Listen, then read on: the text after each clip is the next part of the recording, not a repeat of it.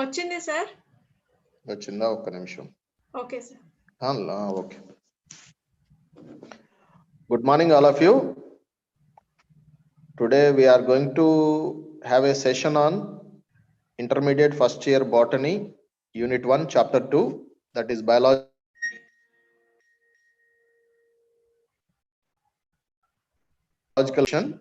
The session is going to be presented by L. Bharati, PGT Botany, TSMS, Jara Sangam of Sangareddy district. Bharati is very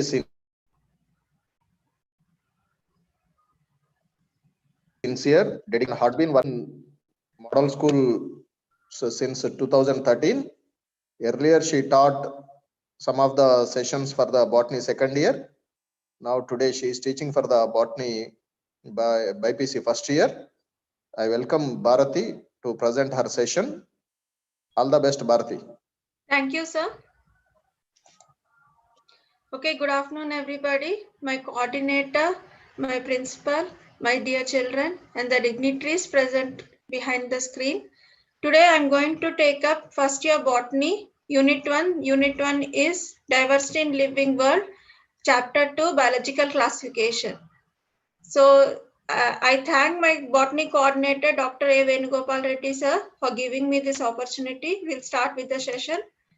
So today's topic that is going to be covered are Kingdom Monera, Kingdom Protesta, Kingdom Fungi, Kingdom Plantae, Kingdom Animalia, Sixth Kingdom classification, viruses, viroids, prions, and lichens. So in today's part 1, we'll cover with the Kingdom Monera. So we'll start with the introduction part. Generally, as soon as the civilization has started, the man has divided the living organisms into various kinds depending upon the useful nature and disused nature. For example, whatever they could eat, they divided it into edible and non-edible, and whatever could be used, they divided into animals, that is useful animals and not so useful animals. Like that, classification was done to understand the diversity of the living organisms in a better way.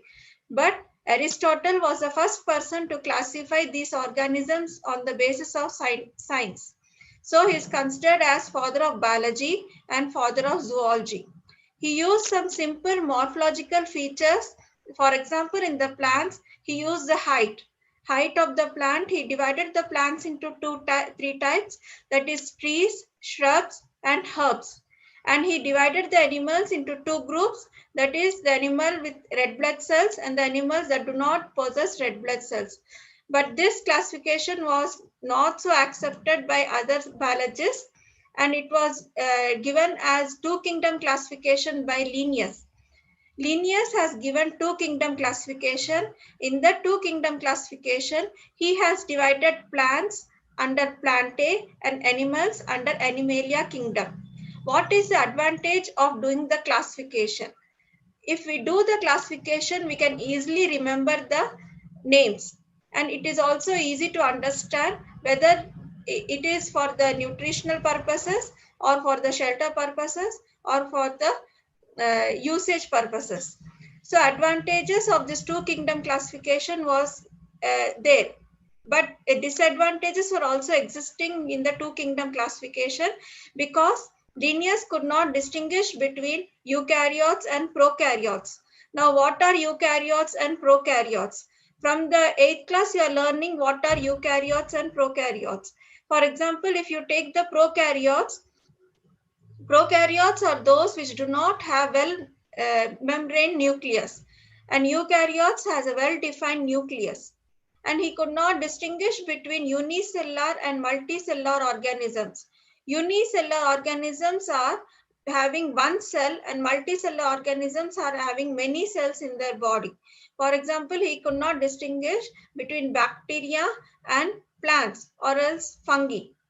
Photosynthetic and non-photosynthetic organisms could not be distinguished in this two kingdom classification also.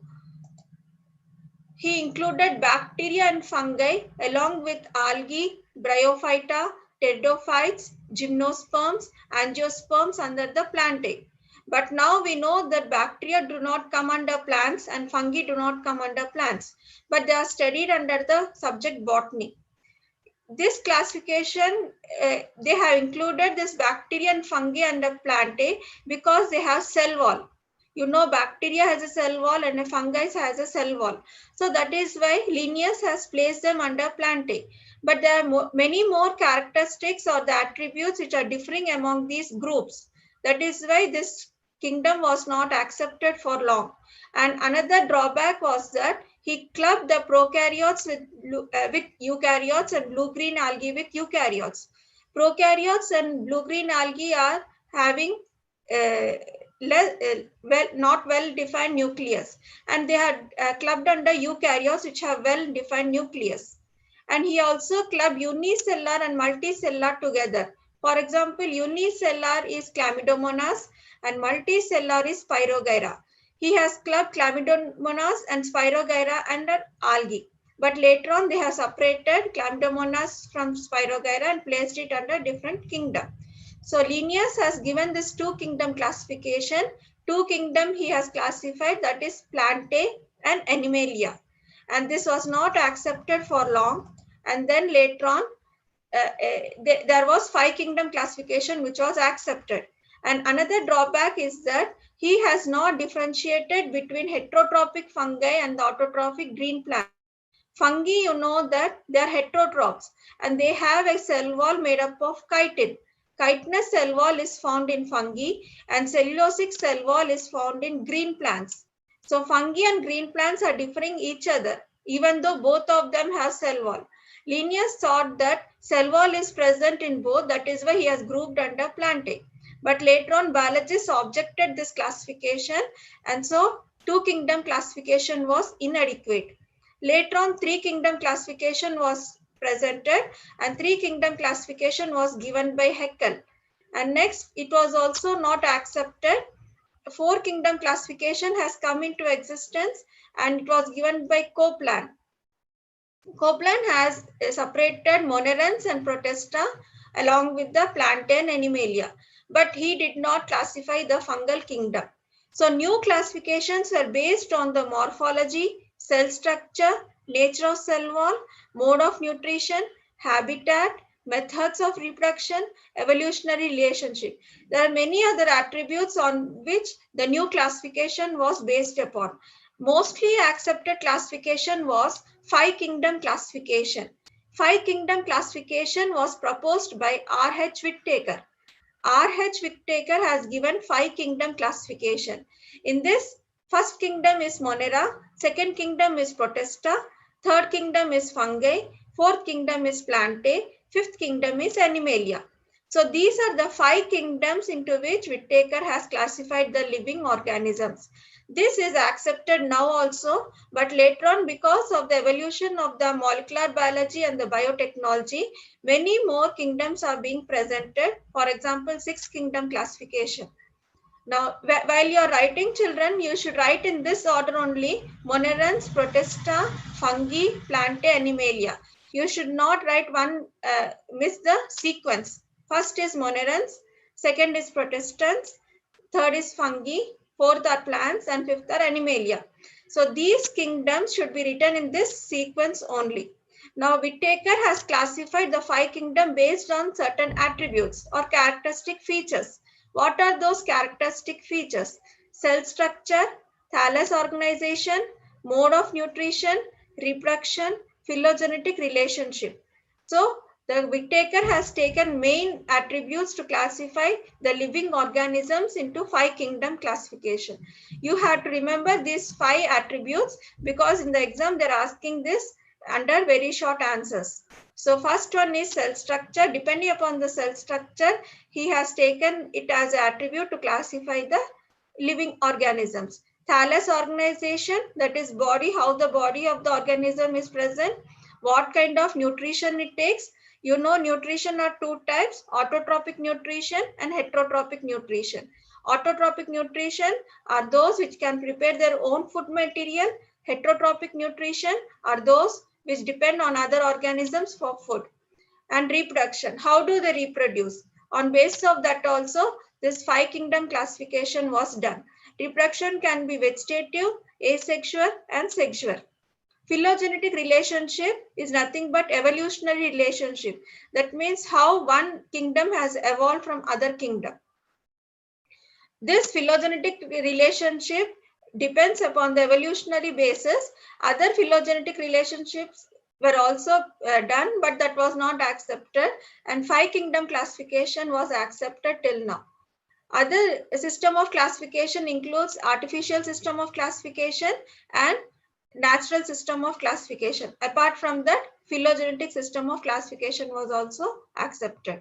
In this phylogenetic system of classification, the 5 kingdom classification suited. So for longer time, 5 kingdom classification was accepted. This person, which the photo which you are seeing is R.H. Whittaker. This person has given this classification in the year 1969. In this, you can see at the bottom, monerans are present, and above the monerans, protists are present.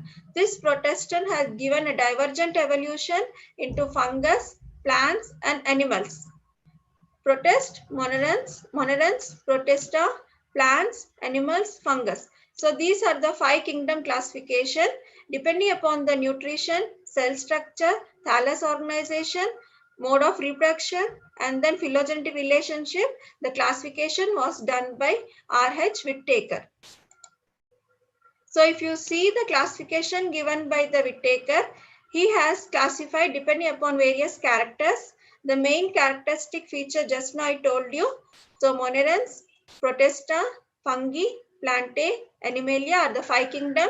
The characters are cell type, cell wall, nuclear membrane, body organization, mode of nutrition, and examples I have given. So when you are writing the characteristic feature, you can remember the examples and write the characteristic features of the organism or the kingdom. So first one is the cell type, that is prokaryotes. The other kingdoms are eukaryotes. You can see here it is eukaryotes. So prokaryotes means monerans do not have well-defined nucleus. They don't have nuclear membrane. They don't have nucleolus. Only the nuclear material or the genetic material is present in the cytoplasm. And other kingdom, if you see, they're all eukaryotes. If you see protista, it has well-defined nucleus. Fungus has well-defined nucleus. Plantae has well-defined nucleus. Animalia has well-defined nucleus. Only monerans do not have well-defined nucleus. That's why they are grouped under prokaryotes. What is the example for monerans is bacteria and cyanobacteria. So while drawing the diagram of bacteria, you don't draw a nucleus in that. You draw only the DNA structure in the cytoplasm. Okay, that is why it is a prokaryote. Cell wall is not cellulosic.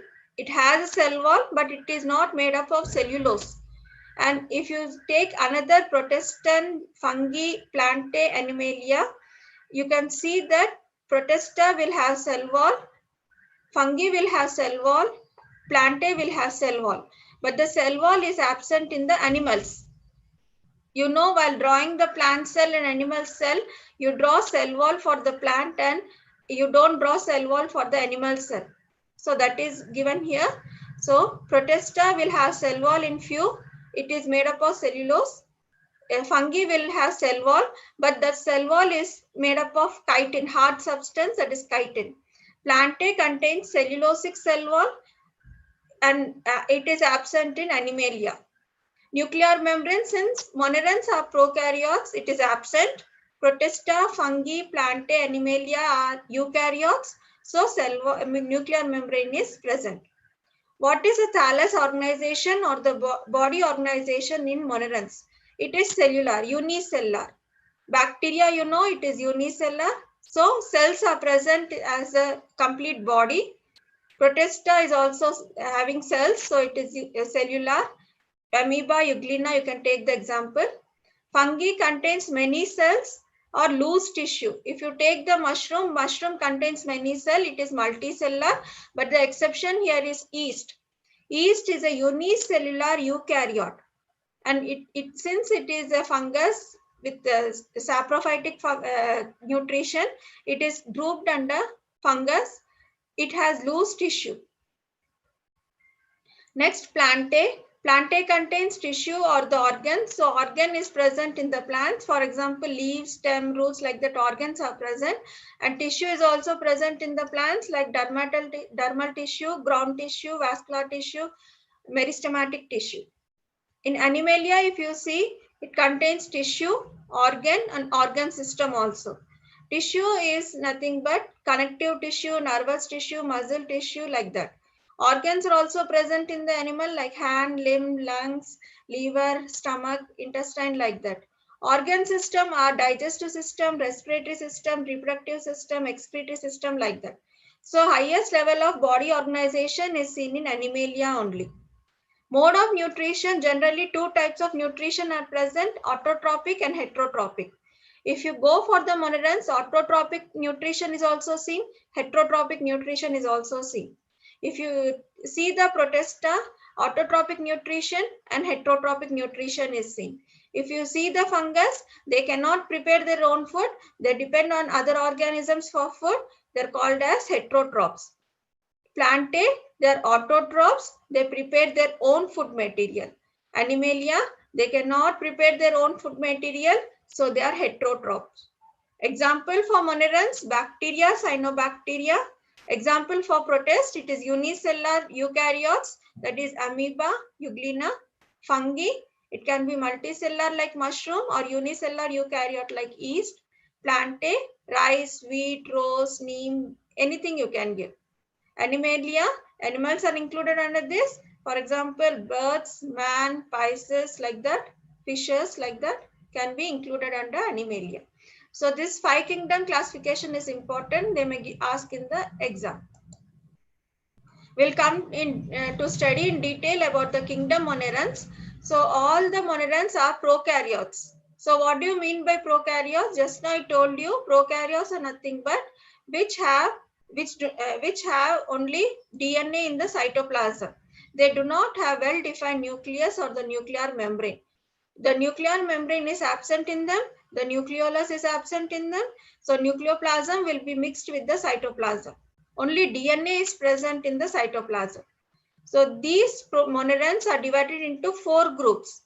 It is Archaebacteria, Eubacteria, Mycoplasma, Actinomycetes. Archaebacteria, Eubacteria, Mycoplasma, Actinomycetes. So Archaebacteria, Eubacteria and Actinomycetes are somewhat related to bacteria only, but Mycoplasm are completely different organisms. They are all pathogenic. That means they cause diseases. Now we'll study about Archaebacteria. Archaebacteria are the oldest of living organisms. During thousands of years ago, as the living organisms came into existence, this Archaebacteria was also present. And that is why these Archaebacteria are called as living fossils, because they are present in now also at present time. So they live in harsh climate, that is extreme condition, like extreme hot condition or salt condition, like that. Less acidic, or it can be a very hot climate, like that. So harsh climate, they survive. How can they survive in this harsh climate? Because they have a cell wall, and that cell wall is made up of pseudomurin. Pseudomurin is present in the cell wall of Archaebacteria. Okay, so pseudomurin is not similar to murin that is present in the bacteria. This Archaebacteria has pseudomurin cell wall. Now this cell wall has inside cell membrane that contains branched chain lipids. Because of the presence of this branched chain lipids, the Archaebacteria can survive in these extreme conditions. Now, this branched chain lipids help in withstanding or resisting the harsh climate. Along with this, they also do not provide any membrane fluidity. That is why this Archaebacteria can live in the harsh climate. So, cell membrane contains lipids, but these lipids are branched and they are in the form of chain.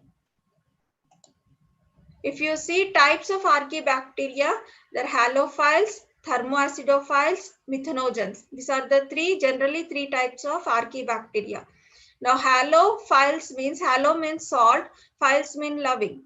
The bacteria which lives in this salty area, will be withstanding the salty conditions. Whatever high NaCl conditions are present, like in salt water or in salt fish or in salted pools or in tidal pools, like that. Whatever salty areas are present, in the extreme condition also, the archaebacteria can live. That is why these are called as halophiles. If you see the plants in 10th class, you have learned about the halophytes, that is plants living in marshy area. These are halophiles, these are archaebacteria. Okay, so halophiles live in extreme salty areas. Thermoacidophiles, that is, they live in the hot springs, which are less acidic. They live in the hot springs, very, very hot springs. They are called as thermoacidophiles. Methanogens live in the marshy areas or the swampy areas. They are also found in the gut of the ruminants, like cattle, buffalo, cow, like that. In the stomach, these methanogens are also present. That is why when they release the dung will have a smell. That smell is because of the methane gas. This methane gas is produced because of the presence of this archaebacteria called as methanogens. These halophiles, thermoacidophiles, and methanogens, archaebacteria, all are gram-negative bacteria. Only thermoacidophiles are aerobic gram-negative bacteria. These methanogens and halophiles are anaerobic gram-negative bacteria. So this dung will be releasing methane gas. This methane gas is nothing but the biogas. This biogas, it is used as a fuel in the villages. So these dung contains lot of methanogens, and this methanogens will be releasing the methane gas upon reacting with carbon dioxide. Okay, so types of archaebacteria are halophiles, thermoacidophiles, methanogens. Next is eubacteria. So eubacteria, U means true. These are true bacteria. Antony van Leeuwenhoek has observed these small motile organisms in the rainwater, and he named it as animalcules. So these are nothing but different forms of the bacteria. But that time they did not name it as bacteria, and Ehrenberger has named it as bacteria. Okay, so where do these eubacteria live actually? Eubacteria live in everywhere. Whatever place it may be, it is found everywhere. Even in the human body also, this bacteria is living. And this bacteria can show parasitic behavior or as symbiotic behavior. Parasitic behavior means they can kill the organism, like causing many diseases, or they can live in harmony with the host. That means, for example, if you see the roots of leguminous plant, the roots of leguminous plant contains rhizobium bacteria. So rhizobium bacteria is a symbiont. So they can live as a parasite or they can live as a symbiont. Okay. So what are the various shapes of bacteria? Bacteria are generally classified into 4 shapes. That is spherical, rod, comma, spiral. Spherical shaped bacteria is called as coccus. Coccus is singular, cocci is plural. Rod shaped bacteria is called as bacillus. Bacilli is plural. Comma shaped bacteria is called as vibrio. Spiral shaped bacteria is called as spirillum. So spherical is known as coccus, rod shaped is known as bacillus, comma shaped is known as vibrio, spiral shaped is known as spirillum. So, lactic acid bacteria. We generally used to study it as lactobacillus. So, can you tell me the shape of lactobacillus? Lactobacillus is a rod-shaped bacteria because bacillus are nothing but rod-shaped. So, lactobacillus is also rod-shaped. Okay. The cell wall is present in the eubacteria and it is very rigid. It is resistant to antibiotics also. So this cell wall is made up of peptidoglycan. This peptidoglycan is also called as murin or mucopeptide. If you see the archaebacteria cell membrane is made up of pseudomurin, and this eubacteria is made up of murin, or it is also called as peptidoglycan or mucopeptide. So we'll move further. This is the diagrammatic representation of the shapes of bacteria. So you know that cocci. cocci or the coccus is spherical shaped bacteria. Bacillus is a rod shaped bacteria. And if you see the Vibrio, that is comma shaped bacteria. Spirillum is nothing but spirochete. Okay, so coccus is single, diplococci is a pair, staphylococci is irregular, tetrad has 4 circular spherical shaped cells. Sarcina is having cubes of 8. You can see these are the 4 and backside also 4 are present. So this shape is called as Sarcina. Streptococcus is circular linear chain of cells. That is called as Streptococcus. Streptococci. So Bacillus, coccus and Bacillus shape both are mixed here. It is not completely spherical, not completely rod-like. So it is called as Coccobacillus. If you see the Bacillus, it is rod-shaped. Example is Lactobacillus. Diplobacilli, pair of rod-shaped cells are present here. Palisade are also present here. They are the rod-shaped cells. Streptobacillus is a linear chain of rod-shaped cells. Okay. So Vibria is a comma-shaped cell.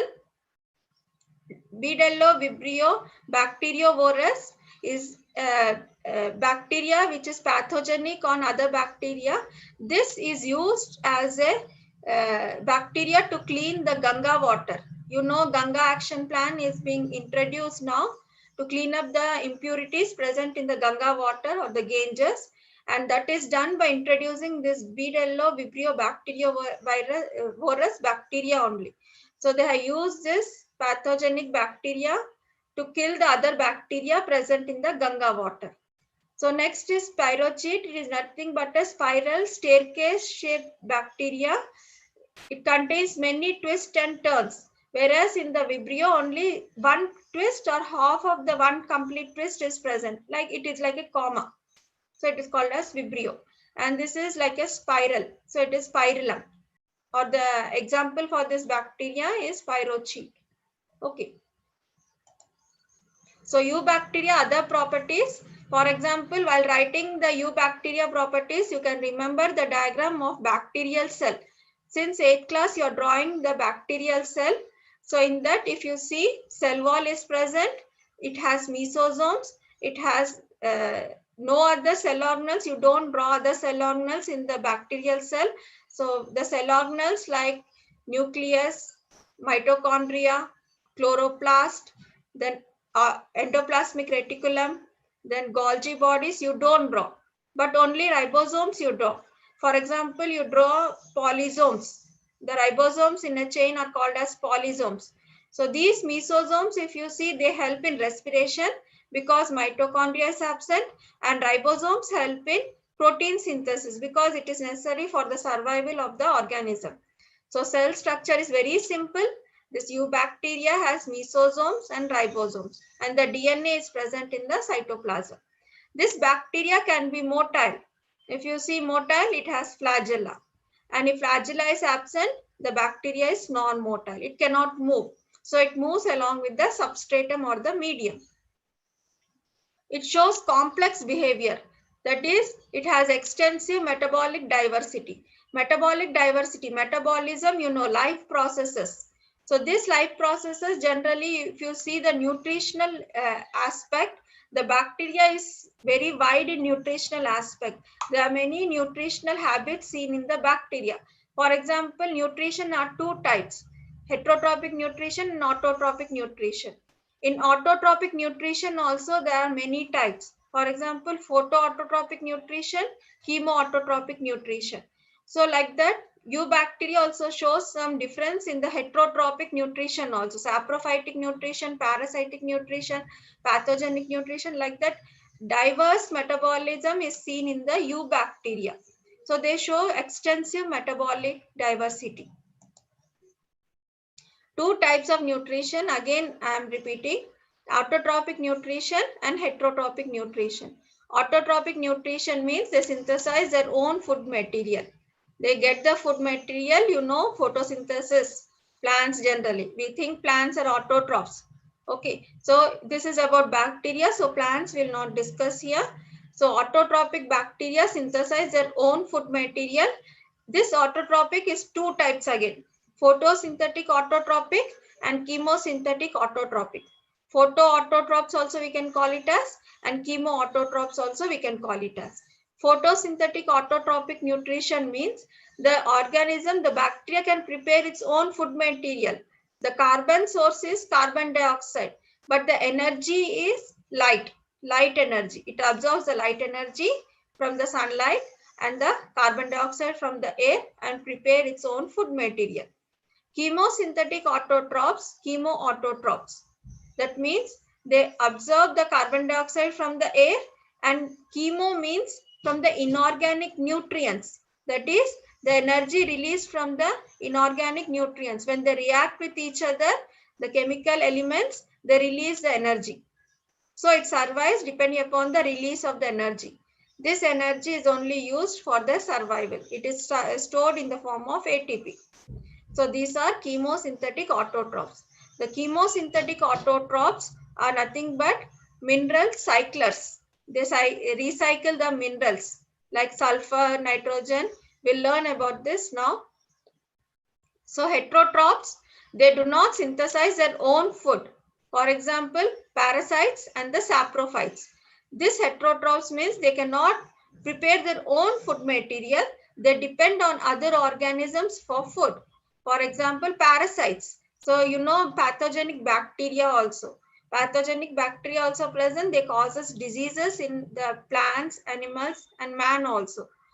So they are called as parasite. They may kill the host, they may not kill the host, but they are parasitic. Saprophytic bacteria means they depend upon the organic matter of other dead organisms. So they clean up the earth's surface. So they are called as saprophytes. They act as decomposers. We'll learn about this in time being. So next is cyanobacteria or the blue-green algae. So cyanobacteria, previously they used to call cyanobacteria as blue-green algae because they thought that it is an alga. So now they have given a new name, cyanobacteria. They have included this under monerans, under eubacteria. So this cyanobacteria examples, general example which we study is nostoc and anabina.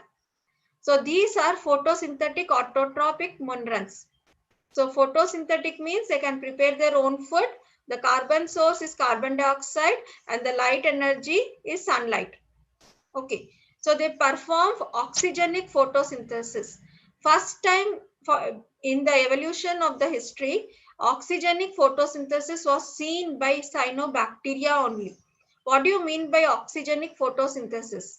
Oxygenic photosynthesis means oxygen was released into the air by the photosynthesis done by cyanobacteria. You know photosynthesis, in this photosynthesis 10th class you have learned. Photosynthesis means carbon dioxide and water reacts with each other to form glucose and oxygen. So oxygen is evolved there. That is seen in plants. But that oxygen evolution was first seen in cyanobacteria only. That is why it is the first organism to perform oxygenic photosynthesis. Okay. So oxygenic photosynthesis means during the photosynthetic process, oxygen was evolved. In previous bacteria, sulfur, nitrogen, iron like that was evolved during the photosynthesis. But oxygenic photosynthesis, that is evolution of oxygen during photosynthesis, was seen by cyanobacteria. These cyanobacteria can be unicellular or colonial or filamentous. They can have one cell, or they can be in groups, or they can be in a thread-like structure. And they're found in water, aquatic water and terrestrial land also, they're formed. So unicellular, colonial, filamentous, aquatic or terrestrial algae. Okay, so they contain protoplasm. Protoplasm is divided into two, centroplasm and chromoplasm. Centroplasm is present in the center. It is colorless and has chromatin, that is a genetic material. Chromoplasm is pigmented and it is present in the surrounding, that is peripheral. If you see this white part is the chromoplasm. It is colorless and surrounding you can see it is chromoplasm. It is pigmented, somewhat green in color. Okay, so this unicellular cyanobacterium, this is group of cells, colonial form. This is filamentous cyanobacterium. Okay, So these are the various shapes, habit of the cyanobacteria. So filamentous, you can see heterocyst is present, akinete is present, mucilaginous sheath is present. Now, if you see the filamentous shape of this cyanobacteria, it is covered by a mucilaginous sheath. So these cells are together held by this gelatinous sheath. Because of this gelatinous sheath only, the filament will show gliding movement. Otherwise, this cyanobacteria does not have any flagella throughout the life cycle. So this mucilaginous sheath is very slippery and they move or glide along the substratum. That is only the motility or the locomotion seen in the cyanobacteria. So if you touch this also, it will be very slippery. Okay. So in this you find heterocyst. Heterocyst is nothing but nitrogen fixing cells found in the cyanobacteria. These are thick walled. Other cells may not be as thick as this heterocyst. This heterocyst contains porins also. And what is the function of heterocyst in these cyanobacterial cells means heterocyst helps in fixing the atmospheric nitrogen. That is why it is used as a nitrogen fixers. If you see in the rice field, they sell the blue-green algae culture in the pouches. In your 9th class, you have learned about this blue-green algae culture. So in the blue-green algae culture, they use this nostoc and anabina. So nostoc and anabina have the ability to fix the nitrogen. How do they do it? With the help of this heterocyst only. So this heterocyst does not release much oxygen. That is why nitrogen fixation can be done in these cells. Okay. So in higher classes, you will learn more about this heterocyst. So heterocysts are present in cyanobacteria, which can fix atmospheric nitrogen. Okay. So another structure you can see here, akinetes. Akinetes are thick wall cells. These are the thick wall cells and they help in reproduction, asexual reproduction. Another type is hormogonia. Hormogonia is also a type of reproduction. Generally, it is asexual reproduction. Hormogonia in that the plant body breaks up into fragments and each fragment will develop into a new individual. That is called as hormogonia or the fragments.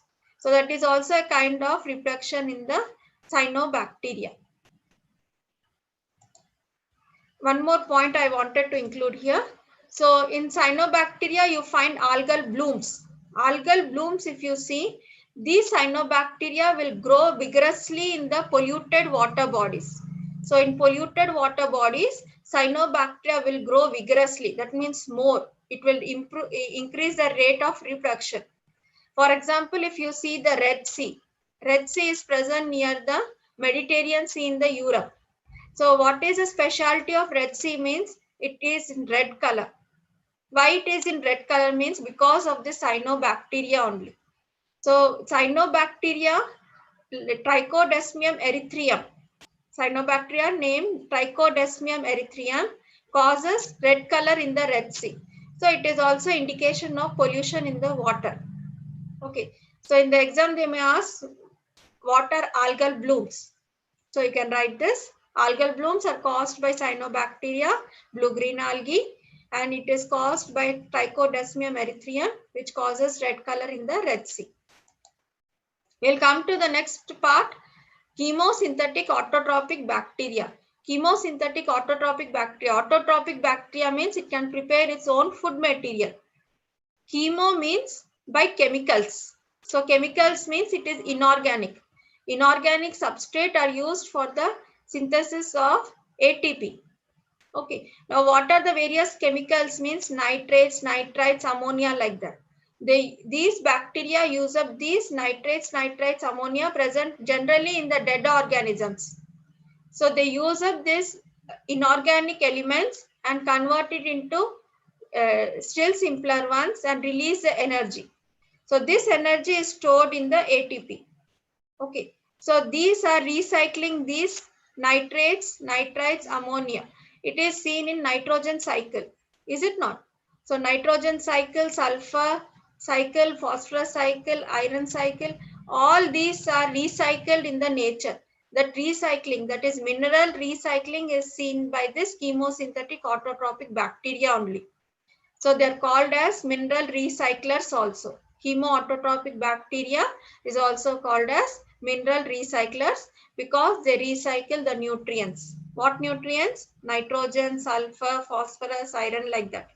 Okay. So generally the recycling is seen by these bacteria only. Now, majority of heterotrophic bacteria are saprophytic or decomposers.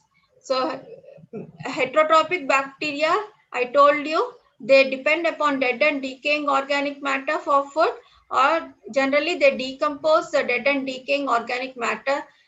For example, the earth, if it is filled up with the dead bodies, it is very ugly. So they should be decomposed and removed from the soil surface. That is done by this heterotrophic bacteria. Okay, so decomposers or the saprophytic nutrition is seen in this bacteria.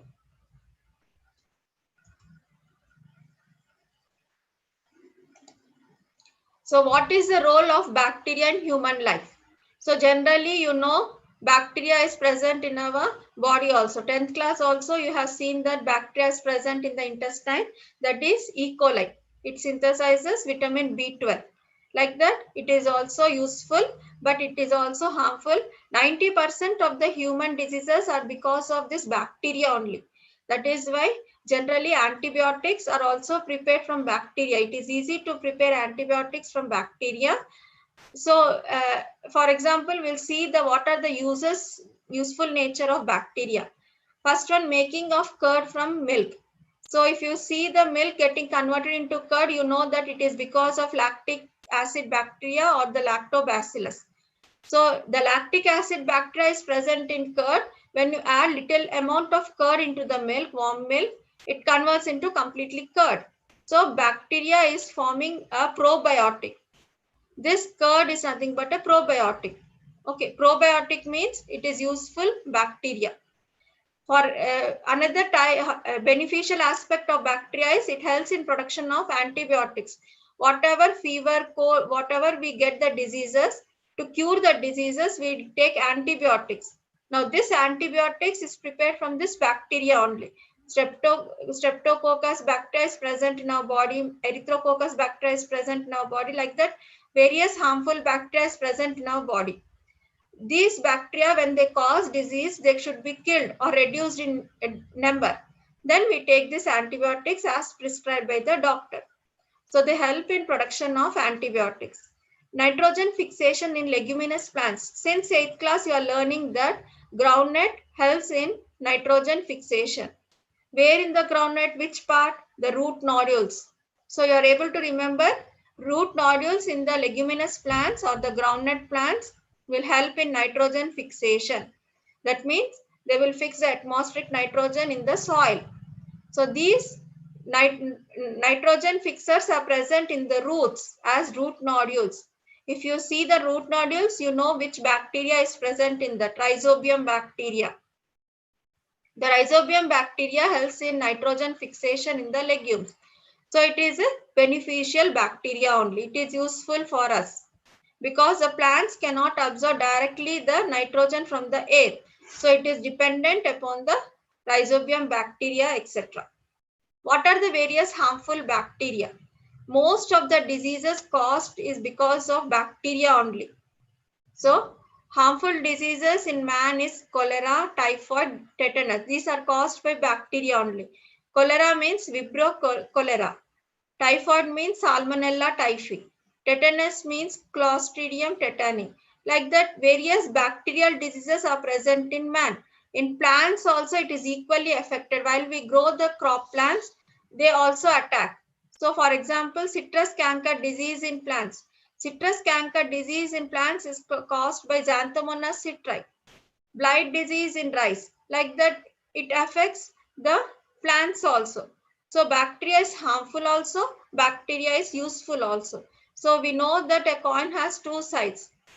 Every person has two characters, that is bad and good. Like that, bacteria also is good, bacteria is also sometimes harmful also. But this harmful bacteria is cured by taking antibiotics or the fertilizers or the pesticides. Now we'll come to the reproduction in eubacteria. During the favorable condition, fission occurs. Binary fission. Generally, we learned about binary fission in our 10th class. This, if you see, this is a bacterial cell. In this, the genetic material is first dividing. The genetic material is divided equally among the two bacterial daughter cells. So, two cells have been formed from one cell. That is why this is called as binary fission. Okay. So binary fission is seen generally in bacteria. This is a common type of reproduction seen in the bacteria. Another one is endospore. This is the endospore. That is, this is the bacterial cell. In the bacterial cell, endospore is formed, this thick-walled spore present around the spore plasm. It is a spore coat. The spore coat covers the spore plasm. It contains all the essential parts that will help in survival of the bacteria in the harsh condition, that is unfavorable condition. If you see the sexual reproduction in bacteria, it is first seen, sexual reproduction in primitive organisms is seen in bacteria only. So if you see the sexual reproduction in bacteria, why do we call actually the sexual reproduction means the two organisms or the two strains of bacteria will come in contact with each other through this villi. And after the contact is made, the plasmid, you can see here one ring-like structure. This is called as plasmid. And this red-like structure is called as DNA. So DNA is not useful in this. Only this plasmid is useful in transfer of genetic material to the other parent cell. So this genetic material is being transferred into this parent cell. So now two daughter cells are present. In this, the genetic material has been completely transferred. So transfer of genetic material is called as sexual reproduction. That is why bacteria shows sexual reproduction also. So in bacteria, sexual reproduction is seen by transfer of genetic material. So now we'll study about the mycoplasma. So to recollect, mycoplasma is present under the kingdom Monerans, prokaryotes. So all the mycoplasmas are also prokaryotes. Prokaryotes means they don't have well-defined nucleus. So the characteristic feature of mycoplasma is that they lack cell wall completely. They don't have cell wall, only cell membrane is present in them. These organisms were earlier called as pleuropneumonia-like organism. Pleuropneumonia-like organism means they were first seen in the cattle. They cause pleuropneumonia. That is why they are called as pleuropneumonia-like organism. But later on, they transferred the name to mycoplasma. Okay, so mycoplasma are known as smallest living cell. Smallest means it is among the living cells, complete living cells. These mycoplasma are very small. And in mycoplasma also, Mycoplasma gallisepticum is the smallest prokaryote. So smallest living cells are formed among pleuropneumonia-like organism or mycoplasmas. These mycoplasma do not have cell wall and they can live without oxygen also. Completely, they are pathogenic in plants and animals equally. They don't have any beneficial aspects. They're harmful to plants and animals. For example, if you see in the plants, witch's broom is seen in the plants. This disease is caused by mycoplasma. Witch's broom means the inflorescence of the plant will be attacked by this mycoplasma and it will look like a broomstick. The inflorescence will look like a broomstick. That is why it is called as witch's broom. Okay. So witch's broom in plants, pleuropneumonia in cattle. That means the skin and the lungs are affected in the cattle. Cattle means like cow, buffalo. So pleuropneumonia, mycoplasma affects the skin and the lungs of the cattle. That is why it causes pleuropneumonia in cattle. In man, it causes mycoplasma erythritis. So mycoplasma erythritis is seen in man. Generally, in the exam, they are asking the diseases caused by mycoplasmas. So you can remember these three: witch's broom in plants, pleuropneumonia in cattle, mycoplasma erythritis in man. So this mycoplasma do not contain any cell wall. They are pleuromorphic. Pleuromorphic means they change according to the environment and the nutrients available in the medium.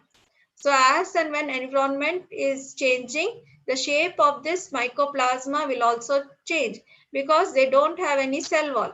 only cell membrane is present, and whatever DNA is present, that is present spread throughout the cell. They are not localized, they are spread throughout the cell.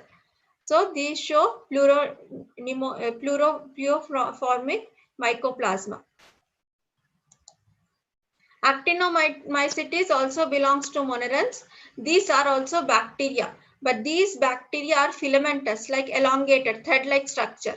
That is called as actinomycetes. They are also bacteria. They are branched filamentous bacteria. Their cell wall is made up of mycolic acid. If you go to the archaebacteria is having pseudomurin cell wall. Eubacteria is made up of murin cell wall or peptidoglycan cell wall or mucopeptide cell wall, and actinomycetes contains mycolic cell wall, mycolic acid cell wall. So most of the saprophytic and decomposers are seen as the nutritive medium for the actinomycetes. They help in decomposing the dead organism. Also, they may help in the removal of the waste or the dead organisms from the soil. So harmful parasites or the harmful actinomycetes also seen, Mycobacteria and Corynebacteria. Mycobacteria tuberculosis is caused by actinomycetes. Corynebacteria, that is whooping cough, diphtheria, is caused by Corynebacteria. Okay, so tuberculosis is caused by actinomycetes. Diphtheria is caused by actinomycetes only. So they're harmful on the man. Beneficial bacteria, these streptomyces help in formation of antibiotics. So streptomyces is used for preparation of antibiotics. So that is why it is a beneficial actinomycetes bacteria. Okay, so actinomycetes contains cell wall made up of mycolic acid. It helps in the production of antibiotics. It is a branched filamentous bacteria. Now it is, you can see this pictures. This is a mycobacterium. These are the bacteria in the lungs. This is a Corynebacterium. You can see diplococcus structure here, diplobacillus structure here. You can see here rod shape, that is monobacillus in the mycobacterium. You can find this bacteria in the lungs, that is it causes tuberculosis. Okay, so these are the various actinomycetes bacteria. Now it is time to answer. We'll have the question answer session. State two economically important uses of heterotrophic bacteria means just now you have learned about the heterotrophic bacteria uses. For example, preparation of curd from the milk, production of antibiotics, and also nitrogen fixation in the leguminous plants. So any two you can write. What are the principles underlying the use of cyanobacteria in agriculture fields for the crop improvement? Cyanobacteria, I told you, Anabina and nostoc is present used in the rice field. Why they are using Anabina means Anabina can make a thick coat on their wall, that is gelatinous sheath, so that it can withstand the rainy season also. That is the property that has been exploited by the agriculturists. So they use the cyanobacteria as a culture to increase the nitrogen fixation in the fields. Who proposed 5 kingdom classification means R.H. Whittaker. How many kingdoms of this classification contain eukaryotes means only 4. Actually, the kingdom classification is 5 given by Whittaker. But they asked what are the eukaryotes in that? It is only 4, that is Protista, fungi, plantae and animalia. What are the main criteria used for classification by R.H. Whittaker means? R.H. Whittaker has used four criteria, that is cell structure, mode of nutrition, reproduction, thallus organization, and evolutionary relation, that is phylogenetic relationship. Name the 2 diseases caused by mycoplasma. So you can write 3 also, 2 also if you remember. So 2 diseases is witch's broom in plants and pleuropneumonia in cattle. If you wanted to add, you can add mycoplasma urethritis in man. So these question answers are important in examination point of view. With this, I end my session here. Thank you for giving me this opportunity, sir. Thank you, Bharati. Wonderful session it is indeed. Thank you, sir. In spite of some initial technical obstacles, you overcome everything. and really wonderful. Good presentation and slides are very nice. Thank you, So sir. very beautiful. I hope students are able to understand the lesson in a proper manner. Yes, So sir. we will have second session maybe on Thursday. I will let you know. Okay, sir.